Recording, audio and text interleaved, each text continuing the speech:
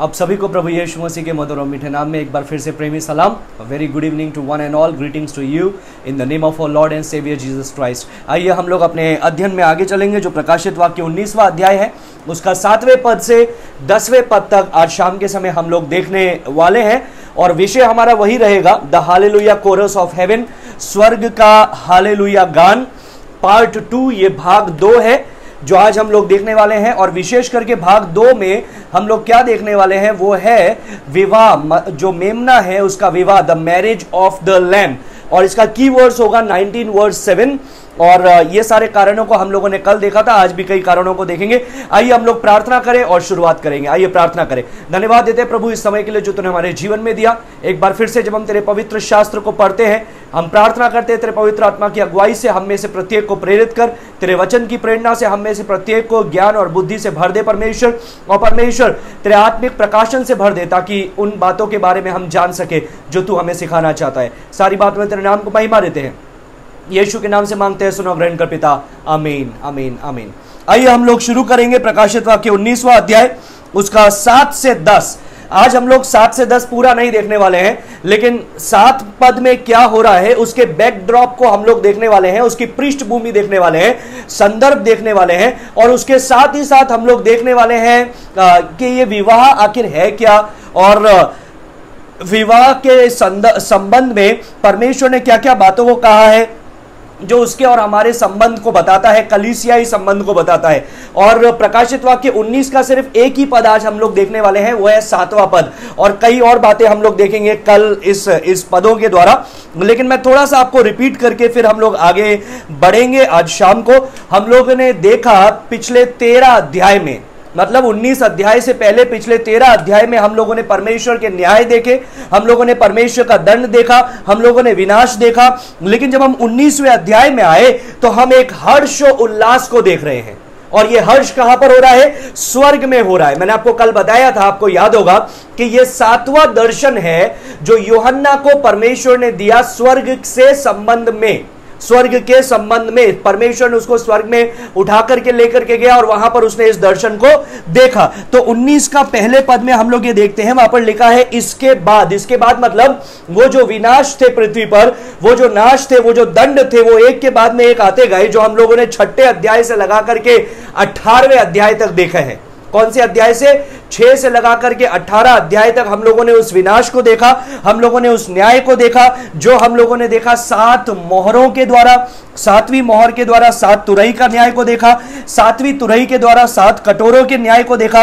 और फिर हम लोगों ने 19 का 11 में हम लोग देखने वाले हैं, जो यीशु मसीह आएगा और अंतिम न्याय, जो अर्मागदन का युद्ध है, वो करेगा। और फिर 1000 साल के लिए वो अपने राज्य को इस पृथ्वी पर स्थापित करेगा।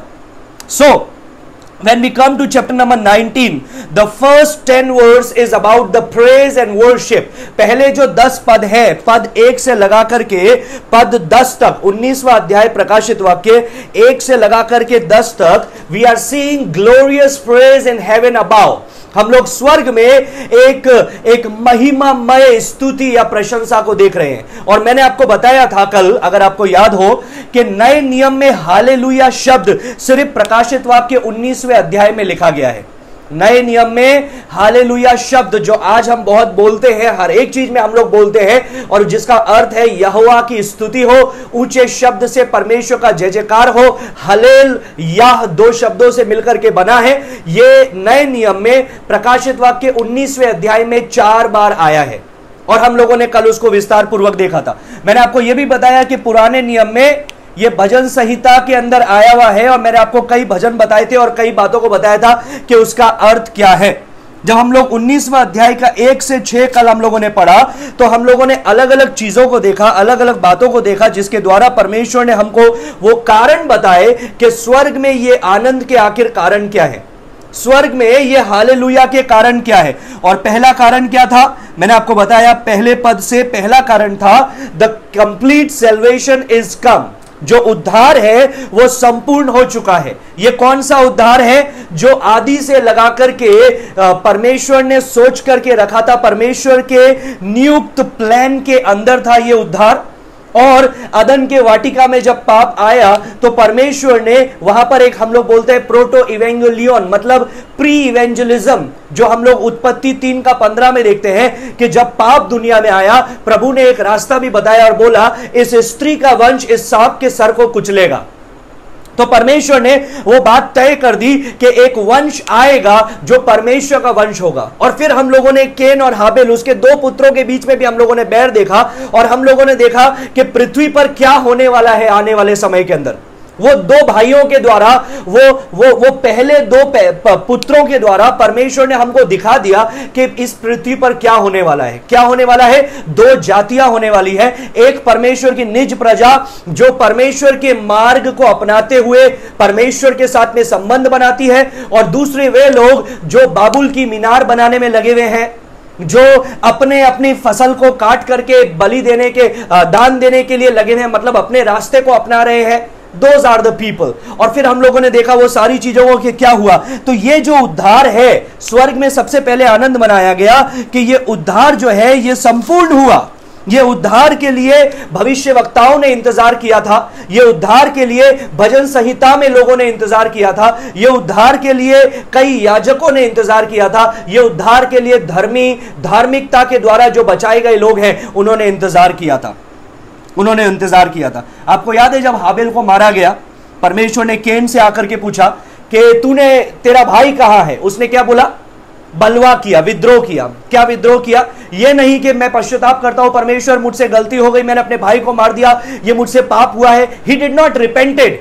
उसने मन फिराव नहीं किया, पश्चाताप नहीं किया, लेकिन उसने क्या किया? बलवा किया, विद्रोह किया। और विद्रोह किस प्रश्न में उस दिखाई देता है? जब परमेश्वर ने उससे प्रश्न पूछा तेरा भाई कहां है, उसने भी परमेश्वर से प्रश्न पूछा। क्या प्रश्न पूछा? एम आई माई ब्रदर्स कीपर? क्या मैं मेरा भाई का रखवाला हूं? और हम लोगों ने वहां से देखा, परमेश्वर ने उसको बोला तेरे भाई का लहू जो है वो न्याय के लिए पुकार रहा है। और फिर हम लोगों ने 6 अध्याय में प्रकाशित वाक्य में देखा कि वहां पर वे लोग जो 60 साल के समय में वध किए गए वेदी के सामने खड़े होकर के न्याय के लिए मांग कर रहे हैं। हम लोगों ने उन भजन संहिताओं में उन भजन संहिता लिखने वालों के आंसुओं को देखा जो कहते हैं कि प्रभु तू कब अपने राज्य को लेकर के आएगा, कब दुष्टों का नाश होगा और धार्मिकता का राज होगा। ये भविष्यवक्ताओं यिर्मयाह, यशायाह, यहेजकेल, मलाकी, ओबद्याह, जोना, मीका, नहूम, पूरे पवित्र शास्त्र का ये गठन है कि कब प्रभु आएगा और अपने राज्य को स्थापित करेगा। और ये आनंद की बात है। 7 मोहरें खुल चुकी है। 7वीं मोहर के द्वारा जो 7 तुरही थी वो फूंक चुकी है। 7वीं तुरही के द्वारा जो 7 कटोरे के न्याय थे वो उलट चुके हैं। अब अंतिम चीज बाकी है कि यीशु मसीह आएगा, अर्मागदन का युद्ध होगा और 1000 साल का महिमामय यीशु मसीह का राज होगा। तो सैल्वेशन इज कम, और यही आनंद की बात है। और इसलिए स्वर्ग में हालेलुया है। पहला हालेलुया किस पे है? कि उद्धार पूरा हुआ। दूसरा, हम लोगों ने दूसरे पद के अंदर देखा कि दूसरा कारण क्या है स्वर्ग में हालेलुया का, या स्वर्ग में जय जयकार का दूसरा कारण क्या है? और दूसरा कारण यह है जस्टिस इज मीटेड आउट। न्याय किया गया। वहां पर हम लोगों ने देखा ना, 2 के अंत में क्या लिखा है? न्याय किया और उससे अपने दासों के लहू का बदला लिया है। जो न्याय है वो पूरी तरह से किया गया। धर्मी व्यक्ति का सूर्य परमेश्वर की ओर से उदय होता है। ये वही चीज है जिस प्रकार से पौलुस ने बोला कि तुम इब्रानियों में लिखा है, जिस प्रकार से इब्रानियों में हम लोगों ने पढ़ा, और उस पद में परमेश्वर का वचन क्या बोलता है कि परमेश्वर के लिए इंतजार करो, क्योंकि परमेश्वर अपने समय पे पलटा लेने वाला परमेश्वर है। और यही चीज हम लोगों ने यहां पर देखा। चौथा कारण क्या है स्वर्ग में तीसरा कारण क्या है स्वर्ग में हालेलुया का? उसको हम लोगों ने तीसरे पद से देखा। और तीसरा कारण क्या है? दूसरी बार उन्होंने कहा हालेलुया, उसके जलने का धुआं युग युगान उठता रहेगा। That means rebellion is ended. जो विद्रोह है वो खत्म किया गया, विद्रोह जो है वो पूरा समाप्त किया गया। अब आप बोलेंगे भैया ये 1000 साल के समय के बाद में तो फिर शैतान थोड़ी देर के लिए खोला जाएगा और फिर वापस से वो एक सेना को तैयार करेगा और जो गोग मैगोग का युद्ध होगा वो होगा। हाँ सही बात है, लेकिन क्या हो रहा है यहां पर? जो विद्रोह है वो पूरा कर दिया गया है, क्योंकि वो और ये मिलाकर के एक ही है। It's the same thing. और फिर चौथा कारण क्या है? चौथा कारण, उसके बारे में एक ही है, उसके बारे में मैं थोड़ा और विस्तार से आज कल मैं आपको बताऊंगा, आपको वो चीजें क्लियर होगी। चौथा कारण है, चौथे पद से छठे पद तक हम लोगों ने देखा था that God is in absolute control. परमेश्वर नियंत्रण करने वाला है, परमेश्वर अपने राज्य को स्थापित करेगा। हम लोगों ने छठे पद के अंत में क्या देखा था? हालेलुया, क्योंकि प्रभु हमारा परमेश्वर सर्वशक्तिमान राज्य करता है, सर्वशक्तिमान राज्य करता है।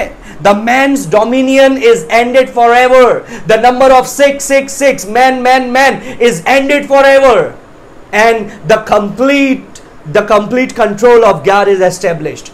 जो मनुष्य की जो संख्या है 666, मनुष्य का जो साम्राज्य है, मनुष्य का जो अधिकार है, यह 60 साल के अंदर जितनी दुष्टता, जितना अंधकार होना था वो हो गया और अब वो सबका अंत हुआ। परमेश्वर अपने राज्य को स्थापित करेगा, धार्मिकता के राज्य को, शांति के राज्य को, सच्चाई के राज्य को, न्याय के राज्य को परमेश्वर इस पृथ्वी पर स्थापित करेगा।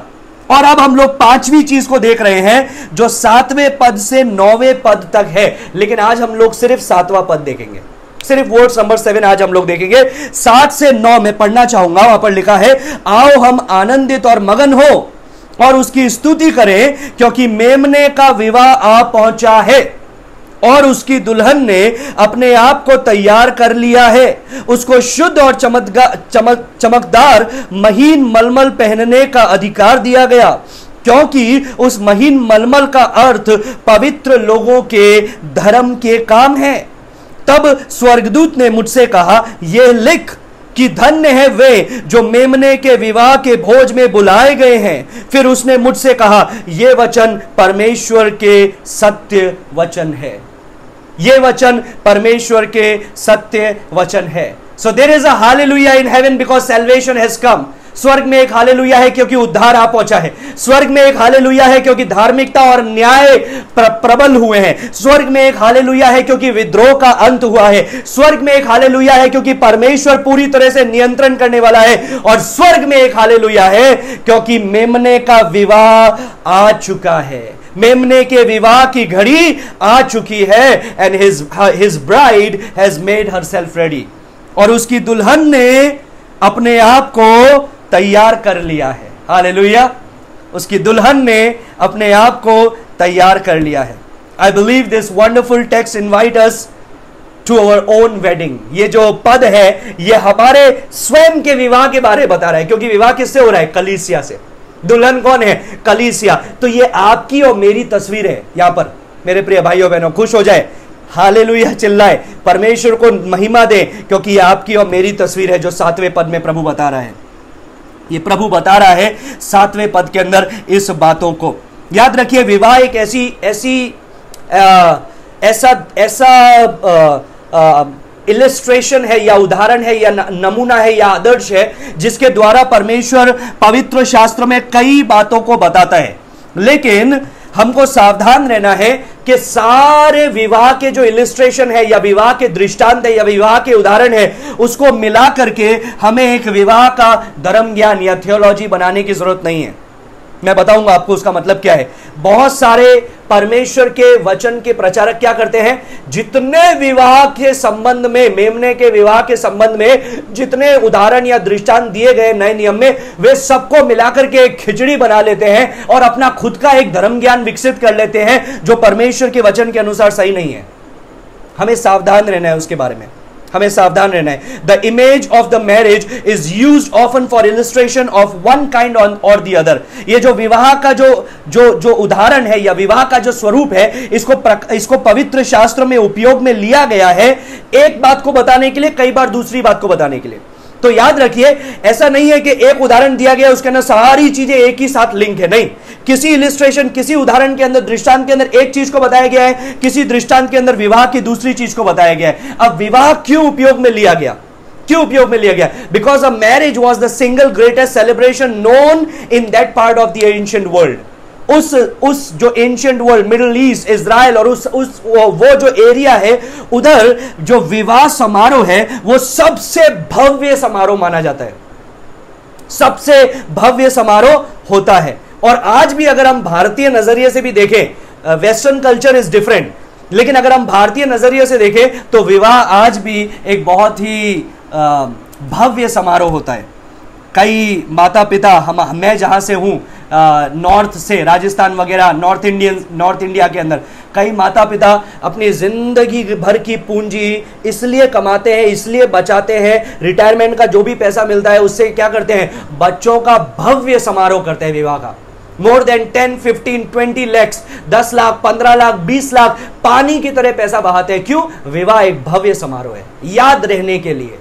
ये मैं आपको बता रहा हूं, वो मिडिल ईस्ट के अंदर जहां पर इजराइल और वो पृष्ठभूमि है, वहां पर भी विवाह ऐसा नहीं है कि सुबह गए विवाह हो गया, दिन में आ गए विवाह खत्म। नहीं, इट्स नॉट लाइक दैट। लोग आए, एक टाइम का खाना खिला दिया, विवाह खत्म। नहीं, विवाह के 3 चरण होते हैं, 3 एलिमेंट्स मैं आपको बताना चाहूंगा, क्योंकि वो उन बातों से आप यहां पर क्या हो रहा है उस चीज को समझ पाएंगे।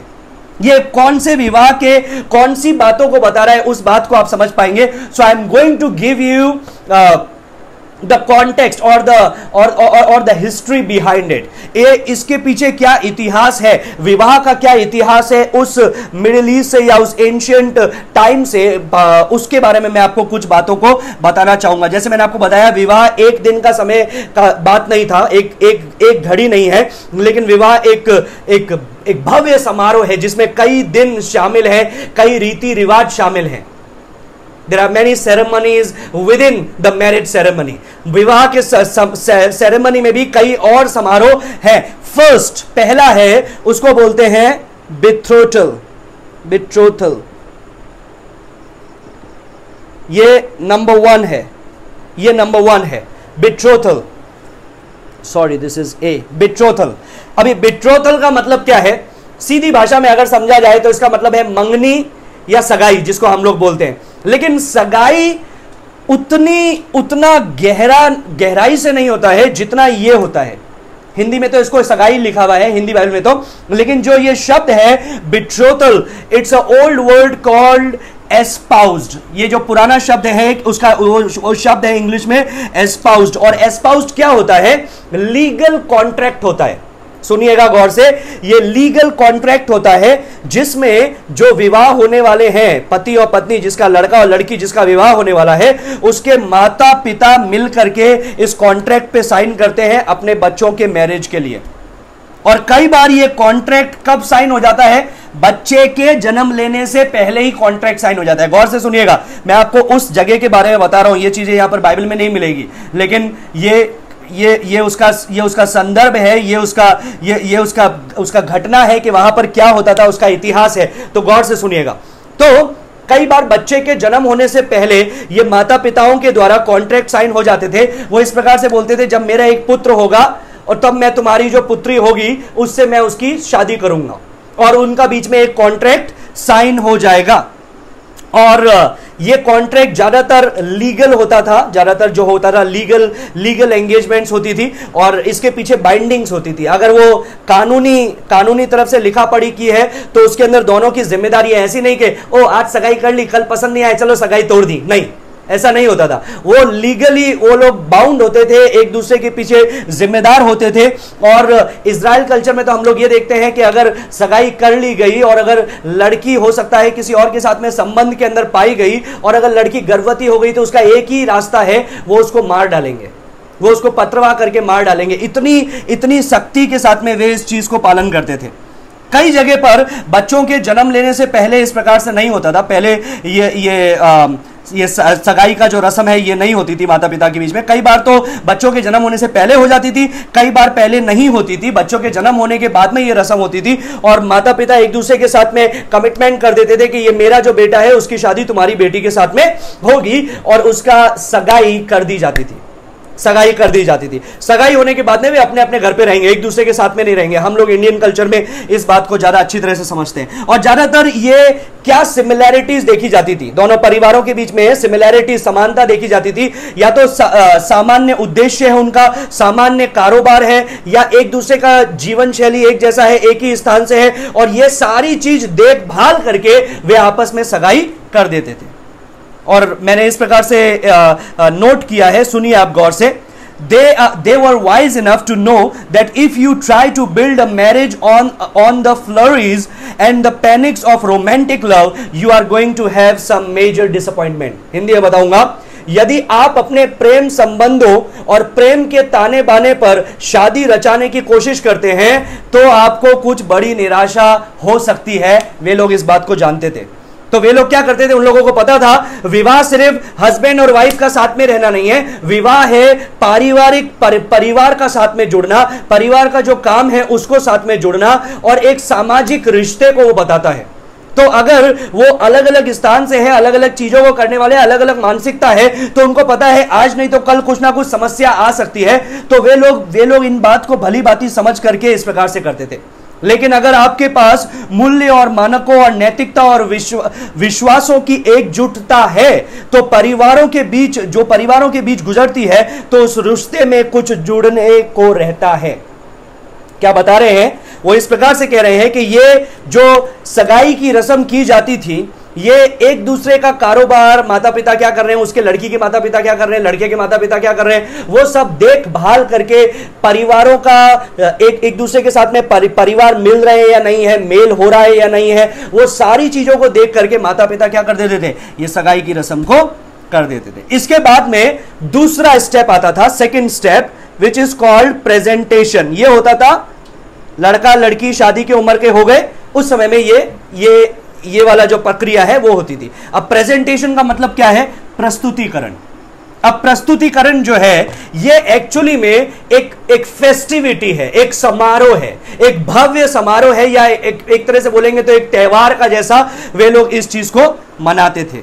और ये जो सेरेमनी होता था, एक्चुअली मैरिज सेरेमनी, वो ये प्रेजेंटेशन के बाद में होने वाली एक प्रक्रिया है। ये प्रेजेंटेशन, प्रस्तुतिकरण विवाह नहीं है, लेकिन यह विवाह से होने के पहले की एक प्रक्रिया है। और यह जो प्रेजेंटेशन है, प्रस्तुतिकरण, यह कई दिनों तक चलती है। इजराइल में यह जो प्रेजेंटेशन है यह कई दिनों तक चलती है, इवन कई सप्ताहों तक चलती है, कई सप्ताह तक चलती है। तो इसके अंदर हो क्या रहा है, सुनिए गौर से। लड़के ने लड़की से सगाई की, एक दूसरे के साथ में संबंध बना, सगाई का संबंध बना, लड़का अपने घर पे चला गया, लड़की अपने घर पे आ गई। अभी लड़का क्या करेगा, उसके लिए जगह को तैयार करेगा। उसके लिए ज्यादातर वे लोग जॉइंट फैमिलीज में रहते थे, तो पापा का घर होता था, उसी के अंदर सब भाई बहन रहते थे। अभी क्या होगा, जिसकी शादी होने वाली है वो उसी के साथ में एक और विंग बनाएगा, मतलब उस घर को घर के साथ ही साथ कुछ एक और इमारत बनाएगा जिसके अंदर वो अपनी पत्नी को ला करके रखे। और एक बार जब वो इमारत तैयार हो गई तो वो अपने दोस्तों को लेकर के, सगे संबंधियों को लेकर के, माता पिता को लेकर के, रिश्तेदारों को लेकर के उस लड़की के घर पे जाएंगे और वहां पर जाकर के शुरू होगा प्रेजेंटेशन। वहां पर जाकर के क्या होगा, प्रेजेंटेशन। उस लड़की को लेकर के वे अपने घर पर आएंगे। जब वो देखेंगे सारी चीजों का प्लानिंग हो गया, सारा चीजें हो गया, वो जाएंगे उस लड़की को लेकर के अपने घर पे आएंगे और फिर वहां पर चालू होगा प्रस्तुतिकरण, जो एक्चुअली में लड़के के घर पे है। तो वो आएगा, लड़का आएगा अपने रिश्तेदारों के साथ में, माता पिता के साथ में। अब हमारे यहां पर तो क्या होता है, लड़की के यहां पर आकर के सारा समारोह होता है, वहां पर ऐसा नहीं होता है। वो लड़की को लेकर के जाएंगे, वहां पर छोटा सा कोई फंक्शन होगा लड़की के वहां पर, और लड़की को लेकर के जाएंगे और अपने जगह पर जाकर के वे एक भव्य समारोह करेंगे जो कई सप्ताह तक जाता था, कई दिनों तक जाता था। और अगर किसी राजा का विवाह है या किसी राजकीय व्यक्ति का विवाह है या किसी बड़े अगुआ का विवाह है तो कई सप्ताहों तक यह समारोह चलता था। और उस समय क्या करना पड़ेगा, वो लड़के की जिम्मेदारी है वो सब लोगों को खाना खिलाना, रहने की व्यवस्था करना, सारी चीजों को करना। So bride groom will be the centre point. जो लड़का होगा या जो दुल्हा होगा वो होगा केंद्र बिंदु, दुल्हन नहीं। दुल्हन केंद्र बिंदु नहीं होगी, दुल्हा केंद्र बिंदु होगा। और दुल्हा क्या करेगा, उस दुल्हन को अपने सब दोस्तों के सामने, माता पिता के साथ में, रिश्तेदारों के सामने, जितने मेहमान आए हैं उनके सामने उसको प्रस्तुत करेगा, अपनी होने वाली दुल्हन को प्रस्तुत करेगा और वे सब उस समारोह को मनाएंगे। अभी तक भी जब वो प्रस्तुत कर रहे हैं और प्रस्तुतिकरण की प्रक्रिया चल रही है, कई सप्ताह तक चल रही है, कई दिनों तक चल रही है, अभी तक भी वे शारीरिक संबंध नहीं बनाएंगे, वे एक दूसरे से दूर रहेंगे क्योंकि अभी तक विवाह हुआ नहीं है। तीसरा उसका चरण है द रियल वेडिंग सेरेमनी, विवाह समारोह। अभी विवाह समारोह के अंदर क्या होगा, they will exchange the was, वो एक दूसरे के साथ में शपथ को लेंगे, एक दूसरे के साथ में वाचा को बांधेंगे, और ये कब होगा? ज्यादातर ये प्रेजेंटेशन जितना दिन चलेगा, 1 हफ्ता तक चला, 2 सप्ताह तक चला, 3 सप्ताह तक चला, महीने भर तक चला, और फिर क्या होगा? जो अंतिम भोज होगा, जो प्रेजेंटेशन का, प्रस्तुतिकरण का अंतिम भोज होगा, उस समय ये विवाह की रस्म अदा की जाएगी। एक दूसरे के साथ में वे वाचा को बांधेंगे, परिवारों के साथ में वाचाओं को बांधेंगे। और दोस्त, जो दूल्हे के दोस्त होते हैं, this is another name for best man, they call it friend of bride groom, friends of bride groom. वे लोग बोलते हैं दूल्हे के दोस्त, हम लोग बोलते हैं बेस्ट मैन। जो दूल्हे के दोस्त होंगे वो दूल्हे का हाथ लेकर के उस दुल्हन के हाथ में डालेंगे और वे एक दूसरे के साथ में फिर वाचा बांध करके एक दूसरे के साथ में रहेंगे। फाइनल मील होगा, अंतिम भोजन होगा इस सेरेमनी के बाद में। And then they will be together, they living together in husband and wife. वो पति पत्नी के जैसे एक दूसरे के साथ में रहेंगे, एक दूसरे के साथ में रहेंगे। इसलिए यूसुफ के लिए एक बहुत बड़ी समस्या हो गई जब उसने देखा कि मरियम तो गर्भवती है, अभी वो उससे विवाह नहीं कर सकता है। क्यों विवाह नहीं कर सकता है? उसने विवाह कर लिया, लेकिन लीगली अगर उनको देखा जाए तो उसके लिए सबसे बड़ी समस्या क्या थी? सबसे बड़ी समस्या थी कि मैं इसको विवाह नहीं कर पाऊंगा। क्यों विवाह नहीं कर पाऊंगा? क्योंकि विवाह करने के लिए लड़की को लेकर के आना पड़ेगा, अपने माँ बाप के साथ में, दोस्तों के साथ में जाकर के लड़की को लेकर के आना पड़ेगा, और लड़की को ला करके अपने दोस्तों के सामने, रिश्तेदारों के साथ में, मेहमानों के सामने उसको पेश करना पड़ेगा, प्रस्तुतिकरण होगा। और प्रस्तुतिकरण का जो अंतिम भोज होगा उस समय विवाह की रस्म अदा की जाएगी और विवाह की वाचा बांधी जाएगी, और फिर वो एक दूसरे के हस्बैंड एंड वाइफ होंगे, एक दूसरे के पति पत्नी होंगे। उसके लिए कैसा होगा? जो व्यक्ति इतना धनवान नहीं है, कंगाल है, for them marriage will be a very huge expense. जो विवाह है वो बहुत ही बड़ा एक कर्ज, जैसे कर्ज लेकर के भी विवाह की रस्म को वे लोग करते हैं। इवन नॉर्थ इंडिया में आज भी ऐसा ही होता है, कर्जा लेकर के भी करेंगे, एकदम बड़ा पैमाने पर करेंगे। They don't want to do it small, they want to do it big. दूसरा कोरिन्थियों 11:2 के अंदर पौलुस ने क्या बोला कलीसिया के विषय में, मैं पढ़ना चाहूंगा। दूसरा कोरिन्थियों उसका 11:2 लिखते जाइएगा, आज के पद महत्वपूर्ण होने वाले हैं। दूसरा कोरिन्थियों उसका 11वां अध्याय और उसका दूसरे पद में पौलुस बताता है, क्योंकि मैं तुम्हारे विषय में ईश्वरीय धुन लगाए रहता हूं, इसलिए कि मैंने एक ही पुरुष से तुम्हारी बात लगाई है। तुम्हारी बात लगाई है, इंग्लिश में लिखा है बिट्रोथड। बिट्रोथड मतलब तुम्हारी सगाई एक ही पुरुष से की है, और वो कौन है? वो यीशु मसीह है, कि तुम्हें पवित्र कुमारी के समान मसीह को सौंप दूं। ये सौंपने की जो प्रक्रिया है उसको क्या बोलते हैं? प्रेजेंटेशन या फिर प्रस्तुतिकरण। सो पॉल इज सेइंग, पौलुस बता रहा है कि तुमको मैंने मसीह के साथ में एंगेजमेंट कराया। अब एंगेजमेंट कराने का मतलब क्या है? वो मीडिएटर तो परमेश्वर, यीशु मसीह, पवित्र आत्मा यही करते हैं हमारे उद्धार का प्रक्रिया, लेकिन पौलुस और आप जैसे और हम जैसे जो जाकर के सुसमाचार सुनाने का काम करते हैं, हमको परमेश्वर ने किस लिए चुना है? कि हम लोग यीशु मसीह के ओर पॉइंट करें लोगों को और लोग यीशु मसीह के पास में आए। तो यहां पर वो बता रहा है कि मैंने तुम्हारी एक ही पुरुष से, मतलब मसीह से ही तुम्हारी बात को लगाया है, तुम्हारी सगाई मसीह से हो चुकी है, कि तुमको उस दिन में प्रेजेंट करूं, उस दिन में तुम्हारी प्रस्तुति करूं। दूसरा कोरिन्थियों 11:3 में भी पौलुस लिखता है, आई एम अफ्रेड। वो बोलता है मैं भयभीत हूं। मैं उसको ही पढ़ूंगा। दूसरा कोरिन्थियों 11:3 निकाल लीजिएगा। 11:3 में लिखा है, परंतु मैं डरता हूं, मैं भयभीत हूं, मैं डरता हूं। क्यों डर रहा है? कि जैसे सांप ने अपनी चतुराई से हवा को बहकाया, वैसे ही तुम्हारे मन उस सीधाई और पवित्रता से जो मसीह के साथ होनी चाहिए कहीं भ्रष्ट ना किए जाएं। तो बता रहा है कि तुम्हारी सगाई तो मैंने करवा दी, you are now engage with Christ, तुम मसीह के हो, लेकिन मैं डरता हूं कि शैतान आकर के, वो सर्प आकर के जैसे हवा को बहकाया था, वैसे कहीं तुम्हें आकर के ना बहका दे। ये विवाह के संबंध में पौलुस इफिसियों 5 में भी बताता है। I am going to give you many scriptures tonight, जो विवाह के संबंध में है, तब आपको समझ में आएगा इसकी गहराई को। 5:22 से 28 में क्या लिखा है, सुनिए। हे पत्नियों, अपने अपने पति के ऐसे अधीन रहो जैसे प्रभु के। ऐसे अधीन रहो पत्नियों अपने पति के, जैसे प्रभु के अधीन रह रहे हो। फिर लिखा है, क्योंकि पति पत्नी का सर है, जैसे कि मसीह कलीसिया का सिर है और स्वयं ही देह का उद्धार करता है।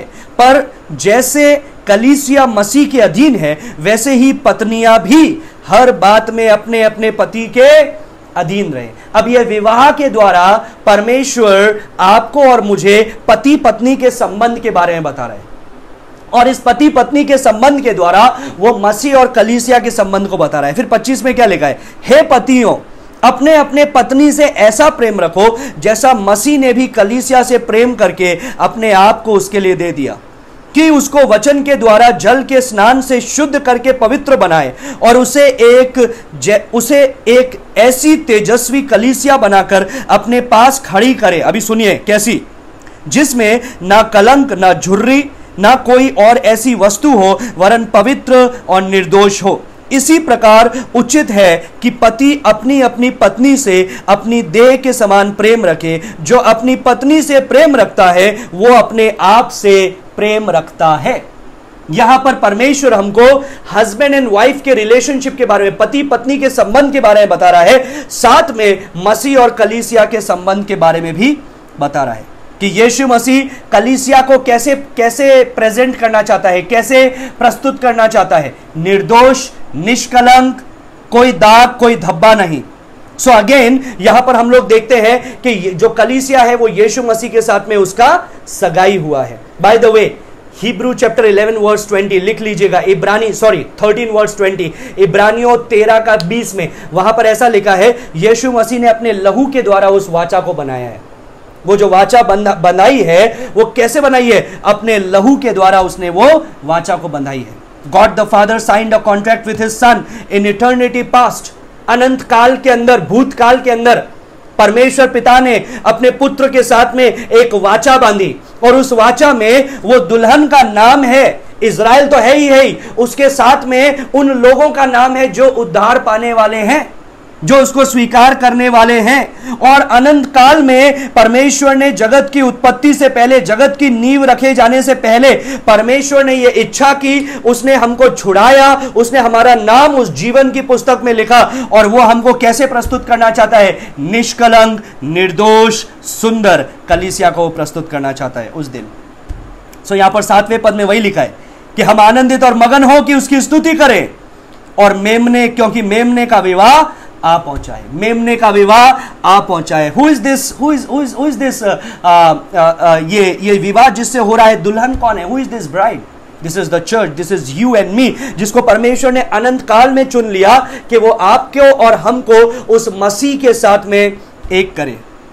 जॉन चैप्टर 14, यीशु मसीह ने हमको क्या बोला? मैं जाता हूं कि तुम्हारे लिए एक स्थान को तैयार करूं, कि जहां तुम हो, जहां मैं हूं वहां पर तुम भी रहो।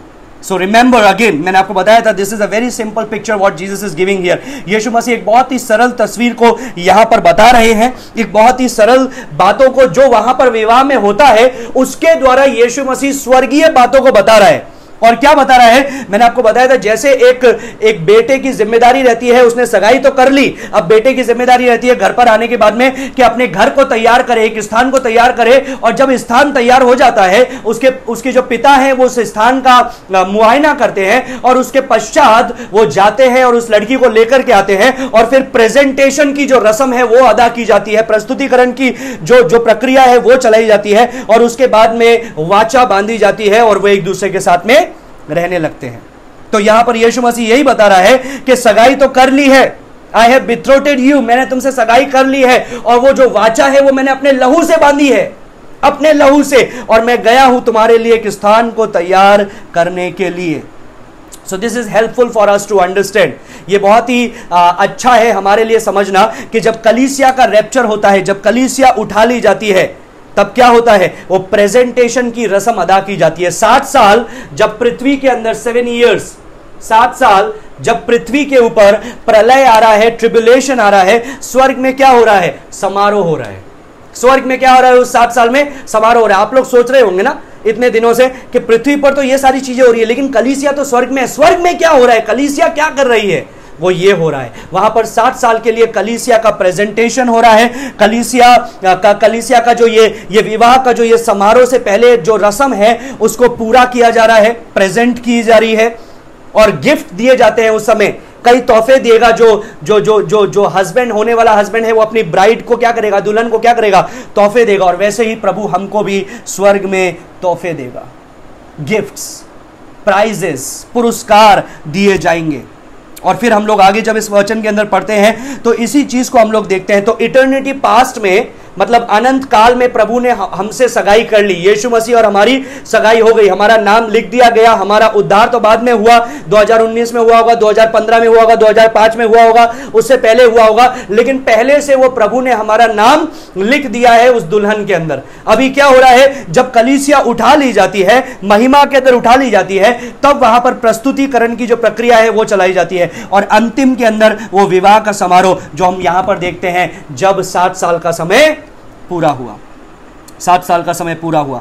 इफिसियों 5 के अंदर, 2 कुरिन्थियों 11 के अंदर, दोनों के अंदर जो विवाह जिससे हुआ है या जो दुल्हन है वो किसको बताया गया है, कलीसिया को बताया गया। कई लोगों को बहुत मुश्किल होता है इस बात को समझने के लिए, वो सोचते हैं दुल्हन कौन है, ये दुल्हन है कि वो दुल्हन है कि कौन दुल्हन है। लेकिन हम लोग जब इफिसियों 5, 2 कुरिन्थियों 11 और भी कई नए नियम के पद पढ़ते हैं तो हमको समझ में आता है ये जो दुल्हन है ये कलीसिया है। और कलीसिया कौन है, यीशु मसीह की दुल्हन, यीशु मसीह की देह और यीशु मसीह का भवन। और वो कौन है, आप और मैं हैं।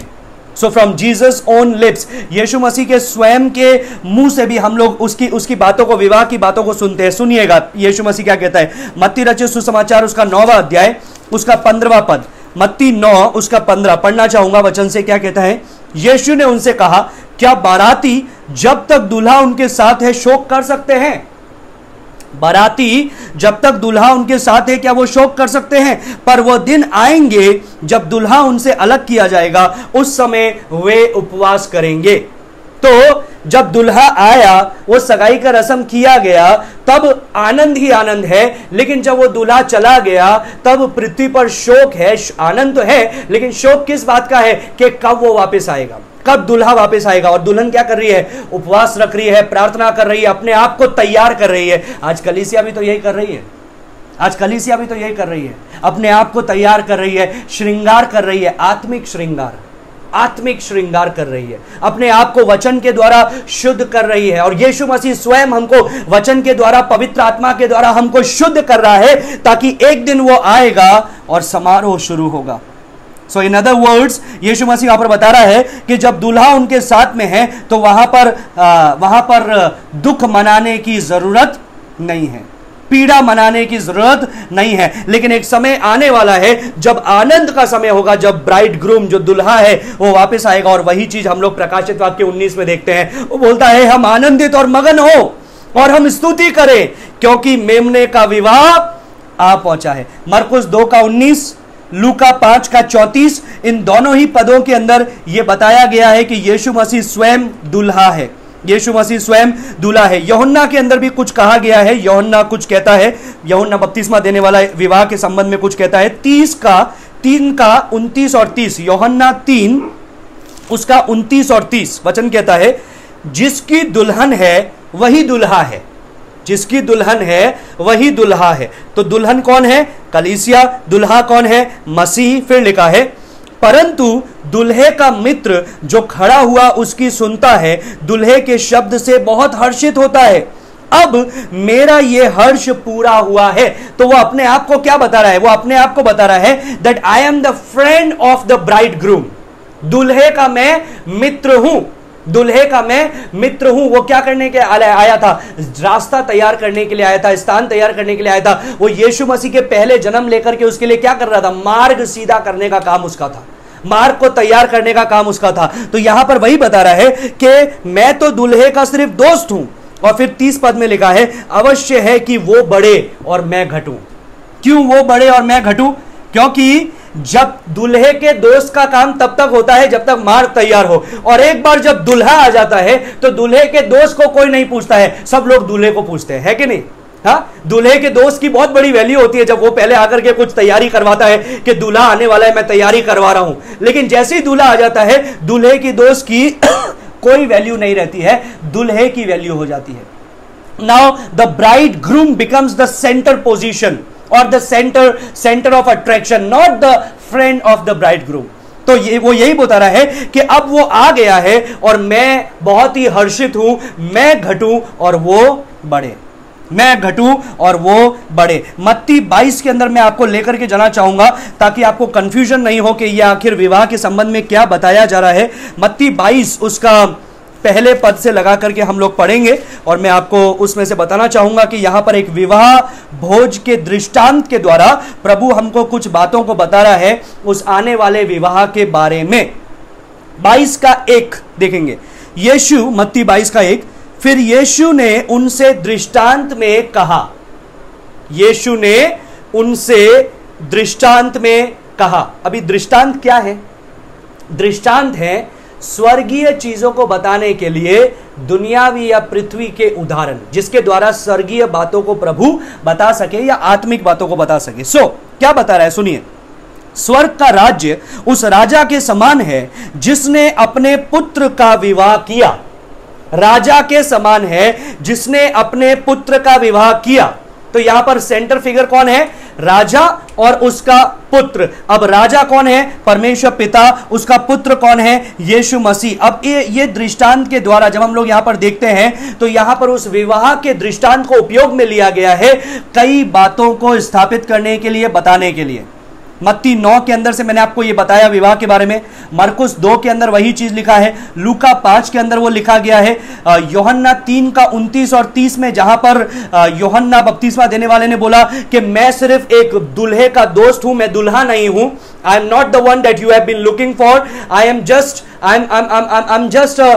अ वे मेकर। मैं सिर्फ उसके मार्ग को तैयार करने वाला हूं, उसके रास्ते को सीधा करने वाला हूं। और वहां पर यूहन्ना ने अपने आप को कैसे बताया? That I am not significant, I am not important, but the bride groom is. मैं उतना महत्वपूर्ण नहीं हूं, मैं उतना अनिवार्य नहीं हूं या सेंटर फिगर नहीं हूं। वो जो दुल्हा है वो है सेंटर फिगर।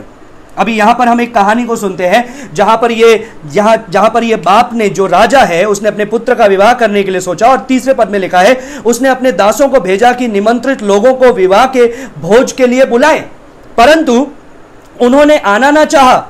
फिर आगे इस प्रकार से लिखा है कि उसने उनको बुलाने के लिए सोचा लेकिन वो आने के लिए उन्होंने नहीं चाहा। फिर यहां पर लिखा है 4 में, फिर उसने अपने दासों को कहा, यह कहकर उन्हें निमंत्रण दो कि मेरे बैल और पले हुए पशु मारे गए हैं और सब कुछ तैयार है, विवाह के भोज में आ जाओ, विवाह के भोज में आ जाओ। तो यहां पर वो क्या बता रहा है? द हाईलाइट, यहां पर जो मुख्य बात है वो वहां पर जो सोशल वे ऑफ लाइफ या सोशल डूइंग या विवाह को किस प्रकार से सामाजिक रीति से वे लोग करते हैं उसके बारे में बताते हुए यीशु मसीह उनको स्वर्गीय रहस्यों के बारे में बताना चाह रहा है।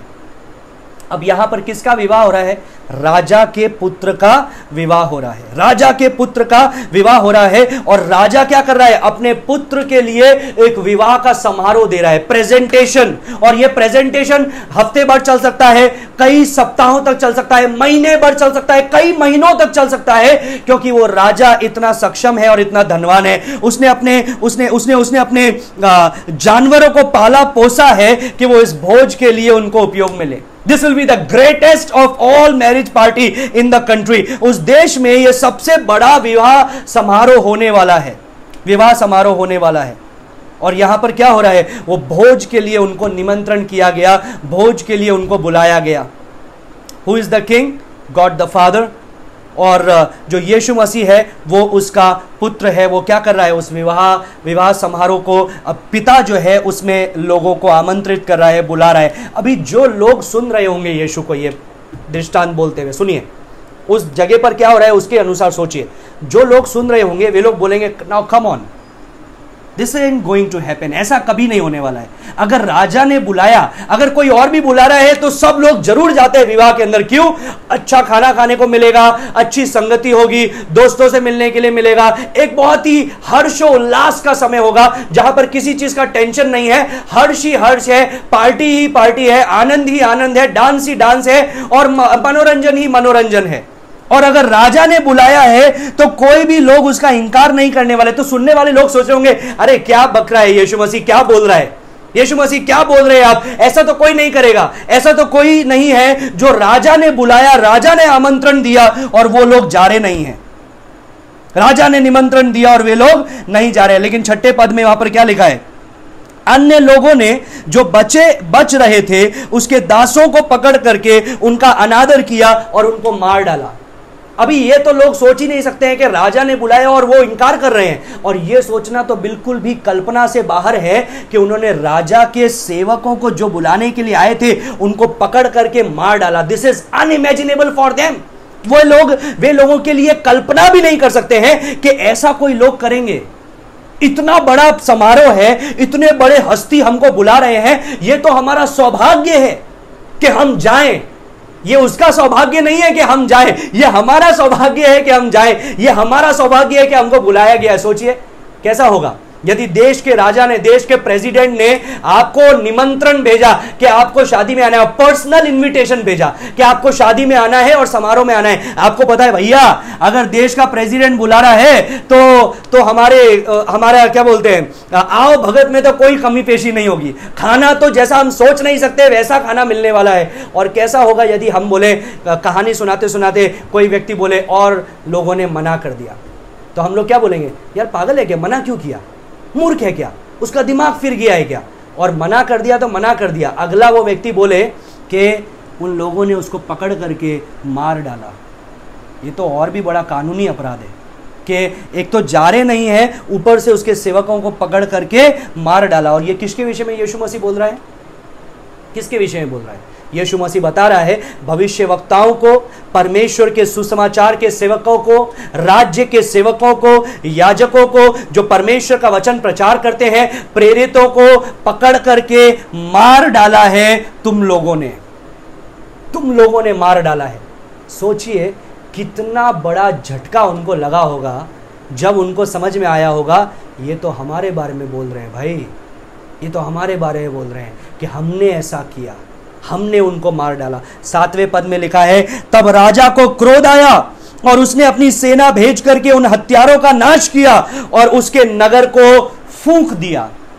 क्या ऐसा नहीं हुआ था AD 70 में यरूशलेम के अंदर एम्परर टाइटस के द्वारा, तीतुस के द्वारा, जो साम्राज्यपति था रोम का, उसने अपनी सेना को भेज करके यरूशलेम के नगर का नाश कर दिया, इज़राइल को तबाह कर दिया और उस पूरे शहर को जला दिया।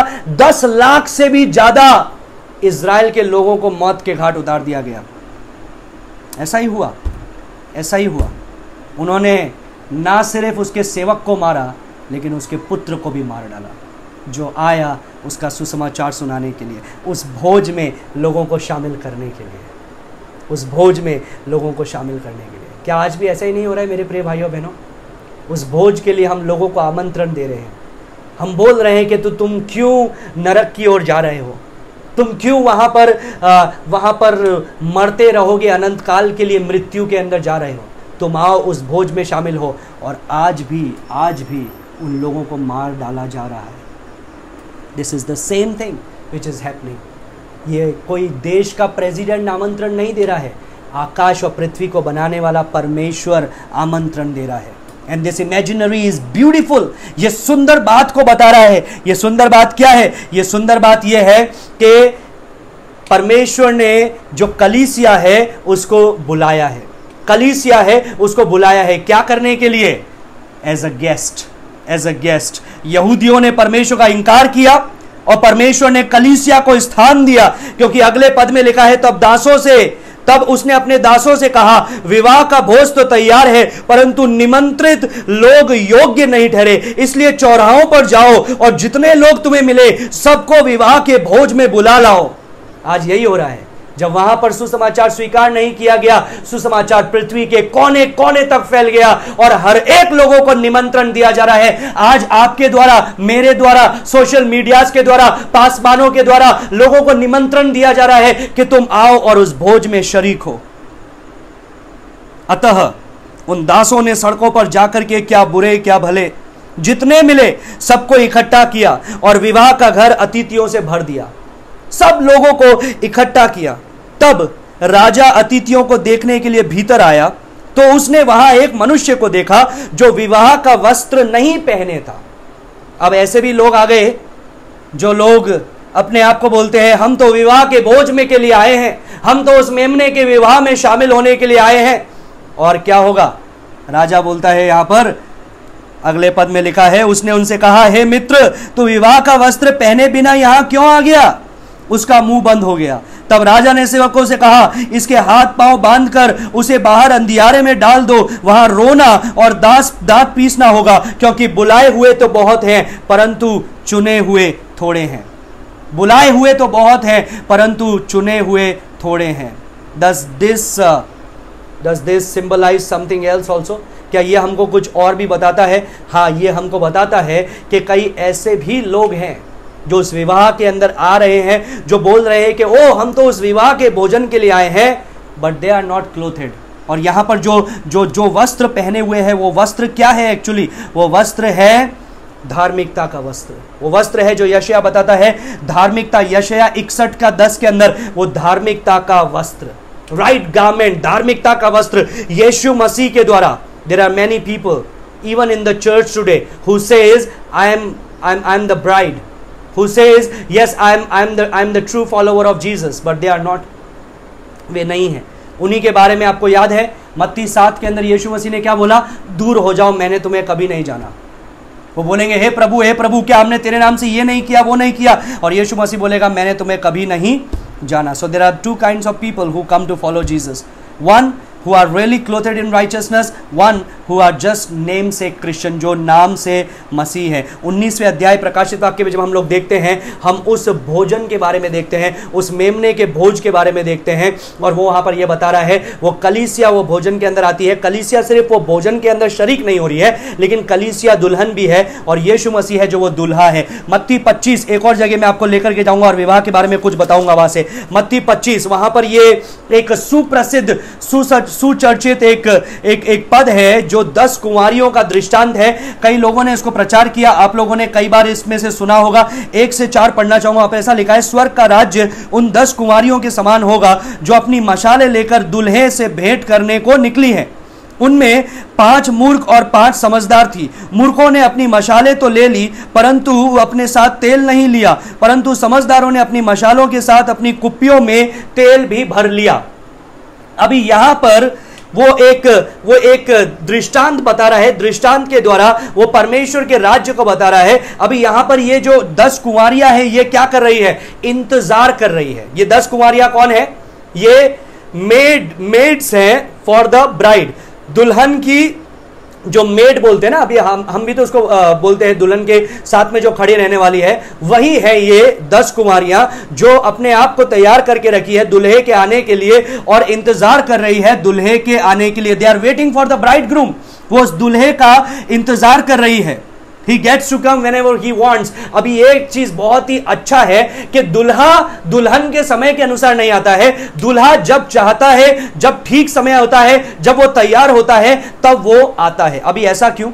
आप बोलेंगे ऐसा क्यों नहीं होता है कि शनिवार रात 8 बजे बारात आने वाली है, सब लोग तैयार होकर के बैठे और बारात आए और सब लोग वो ढोल पार्टी और बैंड पार्टी जो है वो शुरू हो जाए, राइट? ऐसा नहीं है। क्यों ऐसा नहीं है? क्योंकि इजराइल में वे लोग अलग तरह से करते हैं। पहला चीज ये है, दूल्हे को अपने लिए वो जगह तैयार करना है। दुल्हन के लिए जगह तैयार होने के बाद में उसको इतने सारे लोगों को वो अपने घर पे लेकर के आएगा। दुल्हन की तरफ से भी तो कई लोग आएंगे और वो सप्ताह भर चलने वाला एक प्रेजेंटेशन, प्रस्तुतिकरण का समारोह है, प्रस्तुतिकरण की रस्म है, उसके बाद में विवाह का समारोह है। तैयारियां जरूरी है। उस समय ऐसा नहीं था ऑनलाइन अमेज़न पे ऑर्डर दे दिया, सब चीज डिलीवर हो गया, या फिर मेगा बास्केट में चले गए, सब चीज एक साथ आ गया। नहीं, उनको तैयारियां करनी पड़ती है। और वो जब सारी तैयारियां पूरी हो गई, जो 22वें अध्याय के अंदर हम लोगों ने देखा, बैलों को तैयार किया, घोड़ों और बकरों को तैयार किया, कई और चीजों को तैयार करके रखा ताकि आकर के वो विवाह के समारोह में उनको काटा जाए, विवाह का समारोह मनाया जाए। तो इसीलिए दुल्हा अपने समय के अनुसार आता है। और यहां पर जब दुल्हा आ रहा है तो वो रात को आ रहा है। जब दूल्हे के आने के समय में देर हुई तो वे सब ऊँघने लगी और सो गई। आधी रात को धूम मची, देखो दुल्हा आ रहा है, उससे भेंट करने के लिए चलो। अभी क्या हुआ? दुल्हा आ रहा है और जैसे ही दुल्हा आ रहा है उससे भेंट करने के लिए चलो, ये धूम मच गई। तब वे सब कुंवारियां उठकर अपनी मशालें ठीक करने लगी और मूर्खों ने समझदारों से कहा, अपने तेल में से कुछ हमें भी दो, क्योंकि हमारी मशालें बुझ रही है। मूर्खों ने क्या बोला? हमारी मशालें बुझ रही है। समझदारों के पास में तेल था और फिर समझदारों ने बोला, कदाचित ये हमारे लिए और तुम्हारे लिए पूरा ना होगा, भला ये है कि तुम बेचने वालों के पास जाकर अपने लिए मोल ले लो। अभी आधी रात को ये तेल ढूंढने के लिए गई है, और जब वे मोल लेने के लिए जा रही थी तो दूल्हा आ पहुंचा, और जो तैयार थी वे उसके साथ विवाह में घर में चली गई, और द्वार बंद किया गया। इसके बाद वे दूसरी कुंवारियां भी आकर कहने लगी, हे स्वामी, हमारे लिए द्वार खोल दे। उसने उत्तर दिया, मैं तुमसे सच सच कहता हूं, मैं तुम्हें नहीं जानता, इसीलिए जागते रहो, क्योंकि तुम ना उस दिन को जानते हो और ना उस घड़ी को जानते हो। मत्ती 7 अभी मैंने आपको बताया, वे बोल रही है बाहर से खड़े होकर के, हमने तेरे लिए ये किया वो किया, हमने तेरे लिए इंतजार किया, हमने मशाले जला करके रखी, अभी थोड़ा खत्म हो गया तेल, लेकिन मशाले जला करके तो रखी थी, प्रचार तो किया था, ज्योति तो फैलाया था। और यीशु मसीह उनको बोल रहा है, मैं तुम्हें नहीं जानता, तुम दूर हो जाओ, I do not know you. तो यहां पर इस विवाह के द्वारा परमेश्वर हमको क्या चीज सिखाने की कोशिश कर रहा है? इस विवाह के द्वारा परमेश्वर हमको सिखा रहा है, we have to be prepared, and oil simply means preparedness. जो तेल है, कई लोग बोलते हैं ये तेल है पवित्र आत्मा, मतलब उनके पास है पहले पवित्र आत्मा थी, थोड़ी पवित्र आत्मा थी, और फिर पवित्र आत्मा उनकी खत्म हो गई। अब जब इस तरह की चीजें बोलेंगे तो वचन से साबित कैसे करेंगे? गौर से सुनिए, दृष्टांत का मतलब क्या है? दृष्टांत का मतलब यह नहीं है कि हर लाइन का एक आप उसके साथ में थियोलॉजी या धर्म ज्ञान जोड़ दो। दृष्टांत का मतलब है वो एक सच्चाई को बता रही है, एक मुख्य सच्चाई को बता रहा है, वो हमको समझना जरूरी है। 22वें अध्याय में क्या सच्चाई को बताया जा रहा था कि पिता ने भोजन तैयार करके रखा है, पिता ने विवाह के लिए तैयारी करके रखी है, और वो निमंत्रण दे रहा है लोगों को आने के लिए। पहले जिसको निमंत्रण भेजा था इजराइल को, उन्होंने अस्वीकार किया, और बाद में दूसरों का निमंत्रण पहुंचा। ये एक सच्चाई है जो वहां से यीशु मसीह बता रहा है। 25वें अध्याय से क्या सच्चाई बताया जा रहा है कि जो दुल्हन के साथ में है, या फिर जिनको वो विवाह में शामिल होना है, वो अपने आप को तैयार रखें, वे अपने आप को तैयार रखें। अब इसका मतलब क्या? तैयार रखने का मतलब क्या ये है कि नहीं हमको कार्य करना है और तभी हमारा उद्धार होगा? नहीं, इसका मतलब ये नहीं है। इसका मतलब ये है कि अगर उद्धार हुआ है तो वो तैयार रहने वाला है और वो अपने आप को तैयार रखने वाला है। जो आलसी है वो कैसा है? जाना चाहेगा तो हम चल जाएगा, जैसे भी होगा उस दिन देखा जाएगा। ये ऐसे बोलने वाले जो लोग हैं वो प्रभु को ग्रहण नहीं किए हैं। एक दिन करूंगी, एक दिन करूंगा, एक दिन प्रचार करूंगा, एक दिन ऐसा करूंगा, कल करूंगा, परसों करूंगा, ऐसे बोलने वाले लोग तैयार नहीं हैं। लेकिन जो लोग ये बोलते हैं मैं आज ही करूंगा, मैं तैयार हूं, they are the people who Jesus really wants. So Matthew chapter 22 talks about celebration. Matthew chapter 25 talks about preparedness. मत्ती 22 के अंदर विवाह समारोह, वो भोज भव्य समारोह के बारे में बताया जा रहा है। मत्ती 25 के अंदर सतर्क और तैयार रहने के बारे में बताया जा रहा है, और प्रकाशित वाक्य 19 के अंदर जो विवाह के बारे में और कई चीजों को बताया जा रहा है। इनको मिक्स ना करें। मत्ती 22, मत्ती 25, प्रकाशित वाक्य 19, इन सबको एक साथ खिचड़ी ना बनाएं। ये दृष्टांत अलग है और जो प्रकाशित वाक्य में बातें बताया जा रहा है वो अलग चीजें हैं। कई प्रचारक क्या करते हैं? मिक्स कर देते हैं और एक मैरिज थियोलॉजी बना देते हैं, एक धर्म ज्ञान बना देते हैं, उनकी अपनी शिक्षा को अंदर घुसा देते हैं कि ये तेल का मतलब है पवित्र आत्मा पहले था और फिर उनके बीच में से चला गया। ये वचन से कहां से प्रूव करने वाले हैं मुझे नहीं पता है उसको। आइए हम लोग 19 का 7 देखेंगे। पहला चीज यहां पर क्या लिखा है? पहला चीज 19 का 7 में लिखा है, आओ हम आनंदित और मगन हो और उसकी स्तुति करें। पहला चीज, आओ हम आनंदित और मगन हो। Let us rejoice, let us rejoice, आओ हम आनंदित हो। नाउ कौन बोल रहा है? ये बड़े शब्द का आवाज है। छठे पद में आप लोगों ने देखा था, ये बड़े शब्द का आवाज है जो स्वर्ग से हो रहा है। इस आवाज में क्या क्या है? स्वर्गदूत है जो करोड़ों करोड़ों की संख्या के अंदर है। चौथे पद में हम लोगों ने देखा था वो 24 प्राचीन जो कलीसिया का प्रतिनिधित्व करते हैं, वो 4 जीवित प्राणी जो परमेश्वर के सिंहासन के चारों ओर है, वे लोग पुकार रहे हैं, उन लोगों का शब्द है ये। उसके साथ साथ 5वें पद में हम लोगों ने देखा था वो सारे दास जो परमेश्वर के हैं उन लोगों का ये शब्द है। वे लोग जो संत हैं उन लोगों का यह शब्द है, भले वो क्लेश के समय से निकले हुए संत हो, कलीसिया हो जो रैप्चर होकर के गई है, पुराने नियम के संत हो, ये सब एक साथ मिलकर के कह रहे हैं आओ हम आनंदित। और एक और शब्द जोड़ा गया है मगन हो, और फिर एक और शब्द जोड़ा गया है और उसकी स्तुति करें। ये जो और है ना, दिस इज कनेक्टिंग वर्ड्स, ये कनेक्ट कर रहा है। आनंदित हो और मगन हो और उसकी स्तुति करें। Now in Greek language it is like compound rejoicing. ये ऐसा है कि उस आनंद को कई गुना बढ़ा दिया है। इस प्रकार की बातों को हम लोग यहां पर देख रहे हैं। So the complete and full union of the betrothed church is now ready. जो कलीसिया, जो सगाई की गई कलीसिया का जो संपूर्ण एक होना है, उसको विवाह का जुड़ना है, वह चीज आ पहुंची है। अनंत काल के अंदर, भूतकाल के अंदर प्रभु ने हमको, परमेश्वर ने यीशु मसीह के साथ में हमारी सगाई की।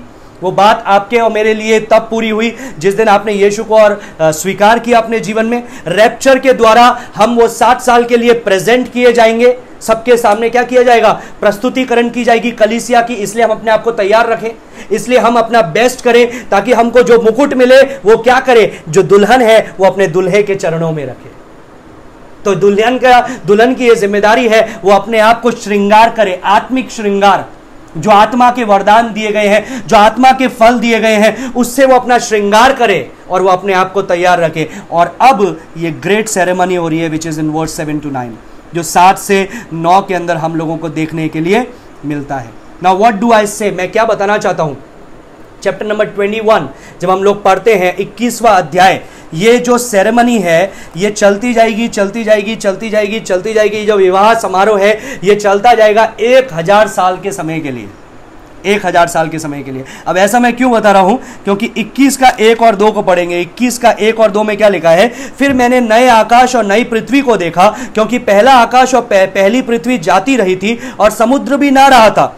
फिर मैंने पवित्र नगर नए यरूशलेम को स्वर्ग से परमेश्वर के पास से उतरते देखा। वह उस दुल्हन के समान थी जो अपने पति के लिए श्रृंगार किए हुए है।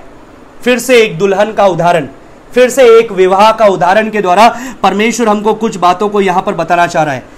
इट कैन बी, इसका मतलब ये हो सकता है, it could be well like this, एक मतलब इसका ये हो सकता है कि जो नया यरूशलेम है वो उस दुल्हन की तरह सजा हुआ है, जैसे एक दुल्हन अपने दुल्हे के लिए सजती है, उस प्रकार से वो सजा हुआ है। तो हो सकता है यूहन्ना उस बात को बताने के लिए कि वो किस प्रकार से लग रहा है, सुंदर कैसा लग रहा है, उस बात को बताने के लिए इस तरह का उसने उदाहरण से बताया कि जिस प्रकार से एक दुल्हन सजती है दुल्हे के लिए, वैसे यरूशलेम का जो नगर है वो सजा हुआ है अपने दुल्हे के लिए। लेकिन उसका एक और मतलब भी ये है, and it may be unfair to exclude that thought, और इस विचार को अगर आप अनदेखा करेंगे तो ये अनफेयर होगा। और ये विचार क्या है? ये विचार ये है कि जो कलीसिया है, जो ग्लोरीफाइड सेंट्स, जो संत हैं, जो महिमामय संत हैं, पुराने नियम की जो इज़राइल है और जो कलीसिया है, संत है जो क्लेश के समय से निकले हैं, they are all now in the new Jerusalem. वो नए यरूशलेम के अंदर शामिल हैं, वो नए यरूशलेम के अंदर शामिल हैं। So it can be, the meaning can be कि ये 1000 साल के लिए वो विवाह समारोह चल रहा है और अंतिम घटना क्या हो रही है? नया आकाश, नई पृथ्वी, एक नया स्थान के अंदर प्रभु हमको लेकर के जा रहा है। जैसे वो एक नए स्थान में रहते हैं, जो पति ने तैयार किया है ना घर, अब क्या होगा? प्रेजेंटेशन, प्रस्तुतिकरण जितना दिन चलेगा, वो होने के बाद में विवाह समारोह चलेगा, भोजन दिया जाएगा, विवाह की रस्में पढ़ी जाएगी, और फिर अंत में क्या होगा? पति पत्नी जो पति क्या करेगा? अपनी पत्नी को अपने नए घर में लेकर के जाएगा, और बाकी जितने दोस्त हैं और बाकी जितने लोग हैं वो अपने अपने घरों की ओर विदा ले लेंगे। तो ऐसा वे लोग करते थे। तो हम लोग यहां पर यह भी समझ सकते हैं कि ये नया घर, नया यरूशलेम, नया आकाश, नई पृथ्वी के अंदर प्रभु हमको लेकर के जाएगा। अभी आप बोलेंगे इतनी लंबी विवाह सेरेमनी, विवाह का जो समारोह है इतनी लंबी, लेकिन परमेश्वर का वचन क्या बोलता है? 1000 साल उसके लिए कैसा है? एक दिन। 1000 साल उसके लिए कैसा है? It's like one day. 1000 years for the Lord is like one day. और यहां पर 7वें पद में क्या बोल रहा है? मेमने का विवाह आ पहुंचा है, क्योंकि मेमने का विवाह आ पहुंचा है। एंड ऑफ द ट्रिब्यूलेशन, ये क्लेश के समय का अंत है। ये विवाह समारोह शुरू हो रहा है, वो 1000 साल के अंदर जा रहे हैं, नया आकाश, नई पृथ्वी हो रही है। फिर से याद रखिए, भूतकाल के अंदर परमेश्वर ने हमारी सगाई की, रैप्चर के द्वारा प्रस्तुतिकरण की वो विधि है जो वो चलाई जाएगी स्वर्ग के अंदर, जहां पर प्रस्तुत किया जाएगा कलीसिया को निष्कलंक पवित्र करके, उसको वो गिफ्ट और तोहफे दिए जाएंगे जो उसने किया है कार्य उसके अनुसार। और फिर अंतिम सेरेमनी होगी, which is the wedding ceremony, which is जो है विवाह का समारोह, जो हम लोग 7वें पद में देख रहे हैं। तो इसलिए यह आनंद की बात है, इसलिए यह आनंद की बात है। दूसरा कोरिन्थियों 11, इफिसियों 5, याद रखिए ये पौलुस वहां पर इसी बात को बता रहा है। अंतिम में लिखा है, और उसकी दुल्हन ने अपने आप को तैयार कर लिया है। ये किसका विवाह है? मेमने का विवाह है। दुल्हन ने अपने आप को क्या करके रखा है? तैयार करके रखा है। The word lamb referring to Jesus Christ is used not less than 30 times in the book of Revelation। प्रकाशित वाक्य की पुस्तक में ये जो मेमना शब्द है वो यीशु मसीह के लिए उपयोग में लिया है लगभग 30 बार, 30 times, 30 बार, कम से कम 30 बार तो ये शब्द उपयोग में लिया गया है। ये जो गीत है स्वर्ग का, ये शुरू कैसे हुआ था? पहले पद से हम लोगों ने देखा न्याय से शुरू हुआ था कि उद्धार अब संपूर्ण हो गया है, न्याय हो रहा है, रिबेलियन जो विद्रोह है उसका अंत किया गया। लेकिन ये जो गीत है इसका अंत कैसे हो रहा है? By the wedding song. एक विवाह के गीत से उसका अंत करके रखा है, और वहां पर लिखा है अंतिम में दुल्हन ने अपने आप को तैयार करके रखा है। दुल्हन ने अपने आप को क्या करके रखा है? तैयार करके रखा है। अब तैयार करके रखने का मतलब क्या है? मैंने आपको पहले बताया था, इसका मतलब ये नहीं है कि it's the salvation of works, but it is the salvation that works. ये वो नहीं है कि हमको कार्य करना है और फिर हमारा उद्धार होगा। ये वो है कि अगर उद्धार हुआ है तो हम निरंतर कार्य करते रहेंगे। फिलिपियों की पुस्तक हमको इसी के विषय में कुछ बताती है। फिलिपियों 2 का 12 और 13 पढ़ना चाहूंगा। फिलिपियों 2, 12 और 13 क्या लिखा है? इसलिए हे मेरे प्रियो, जिस प्रकार तुम सदा से आज्ञा मानते आए हो, वैसे ही अब भी ना केवल मेरे साथ रहते हुए पर विशेष करके अब मेरे दूर रहने पर भी डरते और कांपते हुए अपने उद्धार का कार्य पूरे करते जाओ। अपने उद्धार का कार्य पूरा करते जाओ, क्योंकि परमेश्वर ही है जिसने अपनी सुइच्छा निमित्त तुम्हारे मन में इच्छा और काम दोनों बातों के करने का प्रभाव डाला है। परमेश्वर ये कार्य कर रहा है हमारे मनों के अंदर, लेकिन हमारा काम क्या है? उसके साथ में सहयोग करना और उसको कार्य को आगे बढ़ाना। पौलुस कोलोसियों 1:29 में इसके विषय में हमको बोलता है, इसी के लिए मैं उसकी उस शक्ति के अनुसार जो मुझ में सामर्थ्य के साथ प्रभाव डालती है तन मन लगाकर परिश्रम भी करता हूं। परमेश्वर का सामर्थ्य है जो हमको तैयार करता है। हम क्या कर रहे हैं? अपने आप को और तैयार रख रहे हैं, उस दिन के लिए हम अपने आप को तैयार कर रहे हैं। Now there are many other things what I want to share about the marriage from verse number 8, 9 and 10 and so on। 8, 9 से मैं आपको और भी कई बातें बताना चाहता हूं इस विवाह के संबंध में, लेकिन आज के लिए इतना काफी है। इन चीजों को आप ध्यान में रखिएगा। लिख लिया है, फिर से एक बार सुनिएगा टेप को और देखिएगा कि परमेश्वर आपसे क्या बातें करता है, और उन बातों को भी लिखिएगा, और परमेश्वर आप में से प्रत्येक को आशीष दे। कल हम इसमें से और कई बातों को देखेंगे। आइए प्रार्थना करें। धन्यवाद देते हैं प्रभु इस समय के लिए जो तूने हमें दिया। एक बार फिर से हम तेरे चरणों में आते हैं। धन्यवाद देते हैं परमेश्वर कि हम सौभाग्यशाली हैं कि तूने उस विवाह समारोह में हमको आमंत्रित किया है एज ए स्पेशल गेस्ट, और ना सिर्फ इसलिए परमेश्वर, लेकिन हम तेरा धन्यवाद देते हैं प्रभु कि हम अपने दियों को जला करके तैयार भी हैं परमेश्वर उस दिन के लिए जब तू आएगा और हमें ले जाएगा। और ना सिर्फ इतना प्रभु, हम धन्यवाद देते हैं तुझे कि तूने ना सिर्फ हमको मेहमान करके चुना, तूने ना सिर्फ हमको उस मशालों को लेते हुए चुना, लेकिन तूने हमको चुना दुल्हन बनने के लिए, अपने पुत्र की दुल्हन बनने के लिए, और तू हमको निष्कलंक का पवित्र उसके सामने देने वाला है। प्रार्थना करते हैं प्रभु कि तू हमें से प्रत्येक को तैयार कर, हमारे जीवनों को, हमारे मनों को तैयार कर तेरे नाम की महिमा के लिए। सारी बातों में तेरे नाम को स्तुति देते हैं, यीशु के नाम से मांगते हैं, सुनो ग्रहण का पिता, आमीन आमीन आमीन। मे the good Lord bless you all. Thank you very much for being with me. और कल हम लोग इसके विषय में और देखेंगे। इसको आप ज़्यादा शेयर कीजिए, लोग उसके बारे में सुन सके। धन्यवाद, थैंक यू।